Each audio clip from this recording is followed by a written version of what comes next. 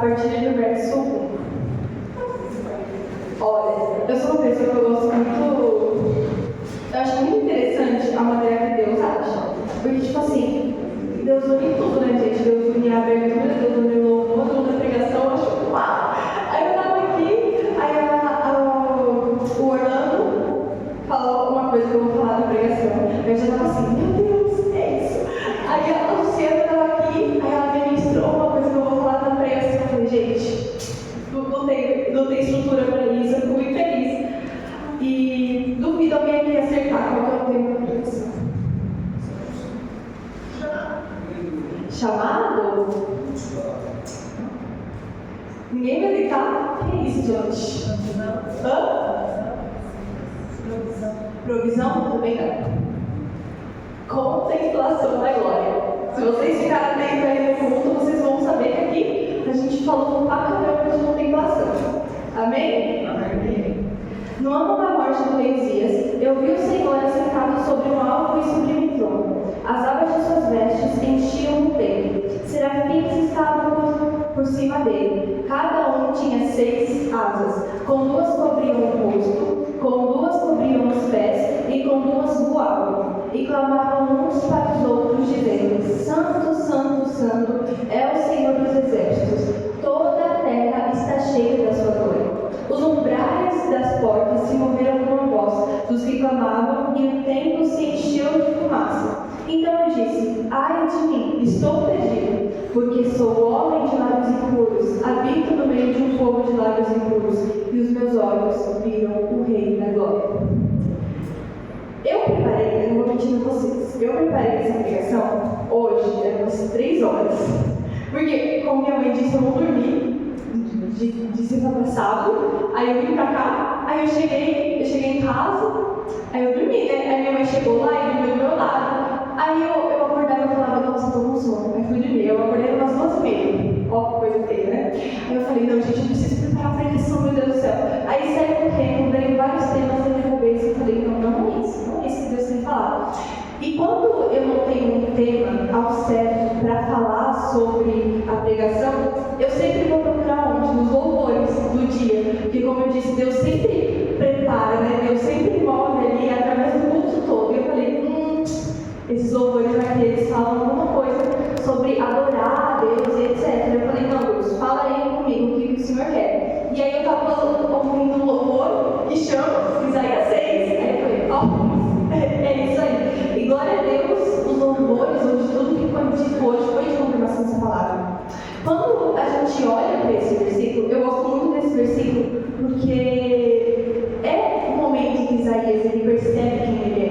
Ele percebe o chamado dele aqui na terra. Só que é interessante que ele percebe que o chamado dele aqui na terra a partir do momento que ele olha para Deus. O momento de contemplação da glória de Deus, o momento de contemplar a Deus, não se trata só de conhecer a Deus. Só que a gente só se conhece, a gente só sabe qual é o nosso chamado nessa terra quando a gente entende quem é Deus, quando a gente olha para Deus. Um exemplo disso é que Isaías ele disse: Ai de mim, estou perdido, porque sou homem de lábios impuros e habito no meio de um povo impuros, e os meus olhos viram o Rei da Glória. Isaías, até então, ele não tinha falado, meu Deus, Jesus, sou pecador. Não. Ele entendeu que ele era pecador a partir do momento em que ele viu, em que ele olhou a santidade de Deus. O que nos faz ser pecadores não é o tanto de pecado que nós cometemos, mas o tão longe que nós estamos de Deus. Porque, eu não sei vocês, mas eu sou uma pessoa muito tipo, meu Deus, cometi um pecado, tô lascada agora. Lascou. Tô sempre buscando santidade. Só que às vezes isso cansa, às vezes isso nos sobrecarrega de verdade. Porque às vezes a gente quer saber tanto da palavra de Deus, a gente às vezes quer tanto viver uma vida santa, viver, sei lá, como Moisés, que a gente se esquece do simples. A gente se esquece de contemplar a glória de Deus. Nós só conseguimos ser santos como Deus é. Nós só conseguimos saber mais profundo e conhecer verdadeiramente a Deus quando nós contemplamos e olhamos para Deus. Porque se nós olhamos para Deus que é santo e nós passamos horas e horas em meio à santidade dele, as outras coisas do mundo, elas pecam.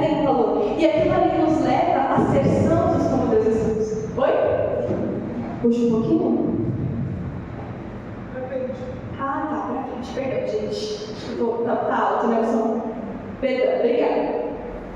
E isso nos leva para estar perto do Senhor. Quanto mais nós olhamos para Deus, mais nós queremos parecer com Ele. Quantos aqui contemplam a glória de Deus diariamente? Amém? Poucas pessoas, gente, que é isso? Hoje vocês vão sair daqui contemplando a glória de Deus todos os dias. Eu declaro já desde que eu mostrei para vocês. É porque às vezes a gente chega no nosso momento emocional, e falo isso por mim mesmo. Às vezes a gente chega e a gente fala, não, eu nem queria estar fazendo devocional hoje, vou só sentar aqui e ler um versículo, né? Porque eu quero completar a leitura bíblica de um ano, vou ler um versículo aqui, vou cantar um louvorzinho, dar uma olhada de 15 minutos e acabou. Ou talvez você vire para mim e fale, não, Letícia, eu não faço devocional assim. Meu devocional é lendo um livro da Bíblia, todos os devocionais, cantando 350 louvores e orando 3 horas e 1h30. Vou falar, caraca, irmão, você é bom pra caramba, mas se eu disser para vocês que só isso não basta e não é suficiente, o nosso devocional, os nossos dias, eles só são cheios e repletos quando nós paramos para admirar a vida dele, para olhar para a glória de Deus. Eu falei ontem na roda que a gente estava aqui. Se você entra diante da presença de Deus e se você não sai com uma revelação de quem Deus é, você passou pouco tempo na presença de Deus. Sabe, porque só a gente conhecer e ler da palavra de Deus não é o suficiente. Nós precisamos provar, conhecer não só de ouvir falar, mas de ter. Sabe quantas pessoas a gente conhece que leu a Bíblia mais de 7 vezes? Quantos historiadores, até mesmo ateus, já leram a Bíblia dezenas e dezenas de vezes? E eles são cristãos? Não são. Essas pessoas, elas não vão ser salvas e elas leram a Bíblia mais do que todo mundo que está aqui na igreja. A revelação da palavra é Jesus. Quando nós paramos para ver quem Jesus é, quando nós paramos para contemplar quem Jesus é totalmente diferente de só lermos a palavra. Em Colossenses 1,15, vou abrir aqui rapidinho, mas não precisa abrir, tá? Colossenses 1,15 vai dizer o seguinte: Ele é a imagem do Deus invisível, o primogênito de toda a criação. Jesus é Deus revelado. Quando nós paramos para contemplar quem Ele é, para ver quem Ele é, a gente entende, dá um estalo na nossa cabeça, tipo, caraca, Deus é isso. Porque quantos aqui de vocês conhecem que Deus é santo? Todo mundo aqui já ouviu falar que Deus é santo, certo? Quantos de vocês sabem o que é santo? O que é ser santo? Alguém arrisca? Separado. Oi? Separado?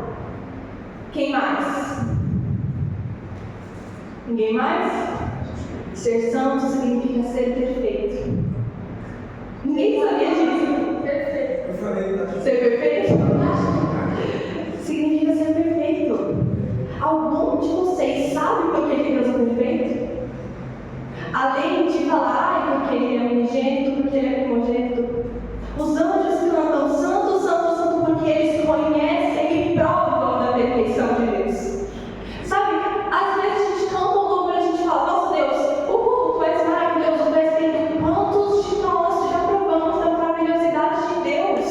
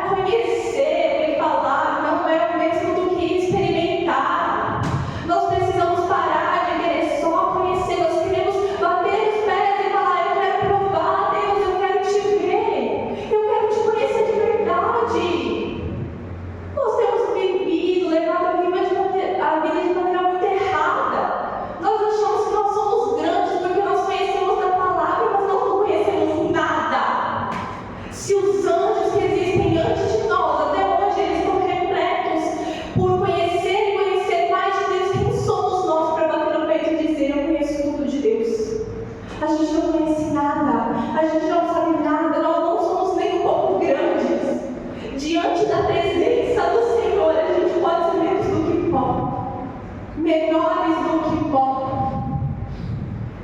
Só que Jesus, mesmo assim, ele olha para mim, ele olha para o Mauro, ele olha para o Emerson e ele vê pessoas que precisam dele, ele vê pessoas com as quais eles querem se relacionar. Nós temos vivido uma vida de relação com Deus totalmente apagada, totalmente longe de quem Deus é de verdade. E eu falo por mim mesma. Esses dias eu estava conversando com a Raíssa e eu falei, cara, às vezes eu me pego tão, sabe, distraída. Eu estou orando e de repente eu penso no passarinho, penso, sei lá, nossa, já está sujo, preciso limpar aqui, quarto bagunçado. Jesus nos chama para ter um momento onde nós paramos e contemplamos a glória dele, onde nós paramos e falamos, Deus, o Senhor é bom, e a sua palavra diz que o Senhor é bom. Eu quero provar a sua bondade. Deus, me mostra qual que é a sua bondade, Deus. A sua palavra diz que o Senhor foi bom com o povo de Israel e que o Senhor nos livrou. A sua palavra diz que o Senhor foi bom com Moisés. E quanto a mim, Deus, eu quero provar da sua bondade. Me mostra qual é a sua bondade. Deus não nega. Se Deus é o nosso Pai, por que Deus negaria? Sabe, é muito lindo, é muito incrível a maneira, o plano de Deus sobre nós. Eu falei isso ontem na roda, inclusive. Quando nós paramos para ler Gênesis, vai dizer que as primeiras palavras de Deus foi haja a luz. E a luz, o que aconteceu com a luz? Aconteceu. Veio a forma, tomou forma a luz. Cara, haja uma montanha. A montanha foi lá e tomou forma. Só que, o que é uma montanha? Até então ninguém sabia o que era uma montanha. Isso significa que Deus, antes dele fazer um plano na prática, ele fez teórico. Deus, ele pensou em tudo. Quando a gente olha para a biologia, eu estava pensando isso no meio da aula de biologia, eu falei, nossa, Deus é muito bom, cara, Deus é top demais. Eu estava olhando para biologia e a gente está aprendendo sobre o sistema de glicose, enfim. E aí tem uns negócios, um monte de ciclo, aí a glicose quebra no meio, eu posso usar ATP, nem eu consegui entender direito. Só que aquilo ali é tão perfeito, é tão bem pensado, que você vai falar, caraca, aquilo ali não podia ter simplesmente sido criado. Deus parou para pensar até na nossa glicose. Deus, ele pensou em tudo. Ele pensou em cada detalhe nosso. Em cada coisinha, em cada ciclo que tem dentro da gente, cada bactéria, Deus pensou, Deus fez. E aí, ele criou o ser humano na prática. Aí ele descia todos os dias para falar com o ser humano, 6 horas. E o que aconteceu? O ser humano fez besteira, né? Pecou. Deus se deu por vencido? Não. Se o plano de Deus desde o início era nos criar, para que nós fôssemos, para que nós experimentássemos a plenitude, o amor, a bondade de Deus perfeitamente, Deus não desistiria fácil desse jeito. A palavra do Senhor fala que Ele é fiel para cumprir a boa obra que Ele começou. Então o que Ele fez? Ele estabeleceu as leis lá que a gente vê lá no fim de Gênesis, Êxodo, Levíticos, enfim. Eu particularmente, quando eu li essa parte, eu fiquei tipo, acaba, pelo amor de Deus, é muita lei, é muita coisa, enfim. Só que o mais interessante, para vocês verem quanto que Deus é perfeito, que quando ele criou as leis, ele não só criou as leis, mas todas essas leis, elas apontavam para quem? Para Jesus. Quando a gente vê o sacrifício precisava ser um cordeiro perfeito. Quem que foi o cordeiro perfeito que se deu em sacrifício por nós? Jesus. É muito incrível, porque Deus, em toda a sua palavra, ele tem uma revelação nova. E isso se basta também em contemplar. Nós conhecemos isso quando nós contemplamos a glória de Deus. E aí Deus, ele fez as leis e acabou que o ser humano estava, nossa, cansado, completamente cansado. Então Deus enviou o seu filho Jesus. E ele só enviou Jesus para morrer por nós? Não, né? Se fosse assim, Jesus desceu como Ele veio a todos para que todos conhecessem. Imagina o próprio Deus descendo aqui, ó. Agora, como se fosse eu aqui, vocês vendo aqui. É muito doido pensar nisso. Só que Jesus ele não veio só para morrer por nós.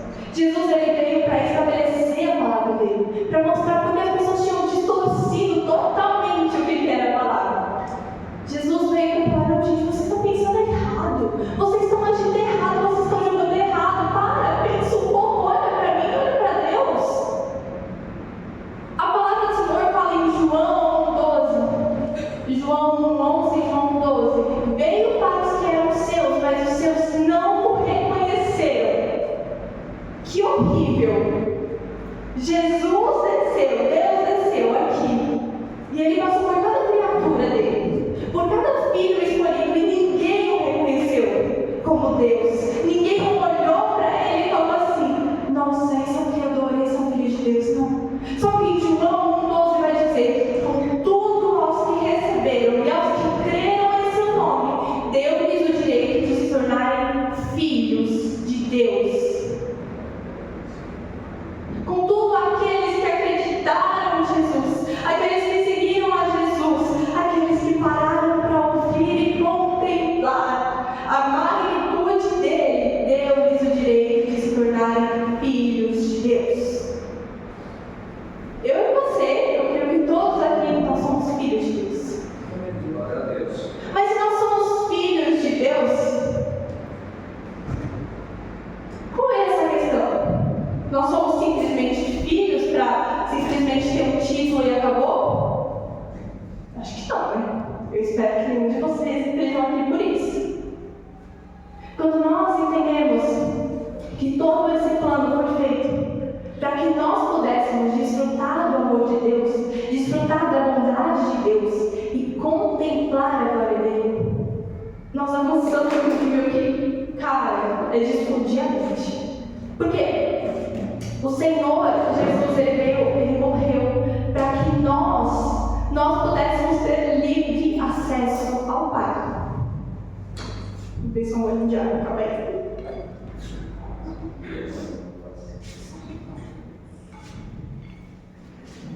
O que mais me assusta nos dias de hoje é que existem muitas pessoas que nunca ouviram a voz de Deus. E isso, para mim, nunca foi uma realidade, porque vocês sabem da minha história, eu nasci na igreja, então não tem como eu nunca ter ouvido a voz de Deus. Eu tipo Samuel, né? Quando eu era pequena eu já ouvia. Só que eu lembro de uma vez, que eu acho que eu tinha uns 10 anos de idade, eu estava conversando com duas primas minhas, e eu falei: que Deus me disse isso. E elas falaram: Deus falou com você? Eu falei: tipo, para mim comigo é normal. Deus falou comigo. Elas: por que Deus falaria com você? E eu faço uma pergunta contrária a vocês: por que Deus não falaria com vocês? Por que Deus não se relacionaria com vocês? Se vocês foram criados por Ele, se vocês foram feitos por Ele filhos, por que Deus não falaria com vocês? Por que Deus não mostraria os seus segredos para vocês? Por que Deus não mostraria a glória dele para vocês? É muito estranho a gente pensar que existem pessoas que vivem longe da glória de Deus. Porque eu não sei você, mas se eu vivo longe da glória de Deus, eu morro. Eu choro, se eu estou passando por uma fria espiritual, eu choro. Imagina se eu vivesse longe da presença de Deus. E é muito incrível que Deus, Ele realmente nos criou para que nós pudéssemos desfrutar e contemplar da glória dele. Só que a nossa cabeça é muito pequena para pensar nisso. Eu, particularmente, quando eu penso na eternidade, eu não consigo pensar. Dá um nó na minha cabeça de pensar que nunca mais vai acabar. Tipo, como assim nunca mais vai acabar? Tem alguma coisa que vai acabar. E nunca mais vai acabar. Só que se a gente for parar para pensar na eternidade e pensar que vai ser necessário uma eternidade para conhecermos a Deus. A vida que a gente tem aqui na Terra para conhecer a Deus é muito pouca. É muito pouquinho, gente. Não, é muito pouco. Vai demorar uma eternidade inteira para a gente conhecer tudo de Deus. E a eternidade não acaba. E a gente está tão contente com o que a gente pouco sabe. Acho que a gente precisa repensar, né? Em algumas coisas. Como a gente tem vivido os nossos dias. Como a gente tem olhado para o Senhor. Será que Deus ele tem sido a fascinação dos nossos dias? Será que nós Deus? Será que a gente se contempla só em estar fascinados? Deus nos chama todos os dias para viver uma atividade nova, alguma coisa diferente. Me desculpa, se essa palavra não mexe no seu coração, você precisa rever qual é a imagem de Deus olhando para você. Qual é a imagem de Deus para você? Porque eu, particularmente, todas as vezes que eu vejo essa palavra, eu penso nessa palavra, eu falo, meu Deus, que ser humana horrível que eu sou, que filha horrível que eu sou, porque eu não quero me relacionar com o meu Criador, com o meu Pai. Vou desenhar para vocês, é praticamente como se Deus pegasse essa garrafa, tivesse aqui, dando para você a garrafa, e você estivesse aqui na frente dele e ignorar. Não olhar para a garrafa, recusar o presente. Deus está dizendo, toma essa garrafa, é seu, eu quero te dar isso aqui de presente. Você está dizendo, você está simplesmente olhando assim, fazendo assim, ignorando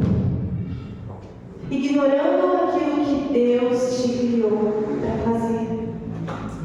Eu quero dizer para vocês que acima de cumprir a grande comissão, acima de pregar o Evangelho para outras pessoas, acima de amar ao seu próximo, acima de orar por cura, de libertar demônios, o seu chamado é conhecer a Deus.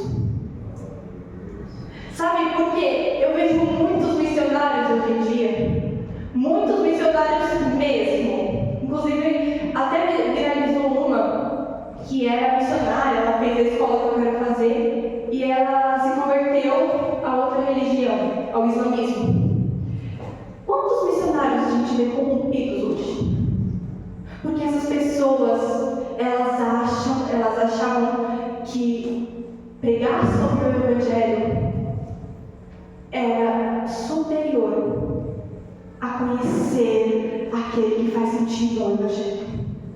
Essas pessoas, elas estavam tão corrompidas, o dia delas era tão envolto em orar, em pregar, que para elas aquilo ali já era o momento devocional delas. Elas não escolheram a boa parte. Elas não escolheram conhecer Jesus. Chegou um momento em que provavelmente elas falaram, Jesus te ama. E elas pararam para refletir, cara, eu não sei o que é Jesus amar, porque eu nunca me senti amada por Jesus. E é isso que eu quero deixar para vocês. Eu sei que está terminando o horário, mas eu queria orar, mas enfim, eu vou terminar por aqui. Que vocês venham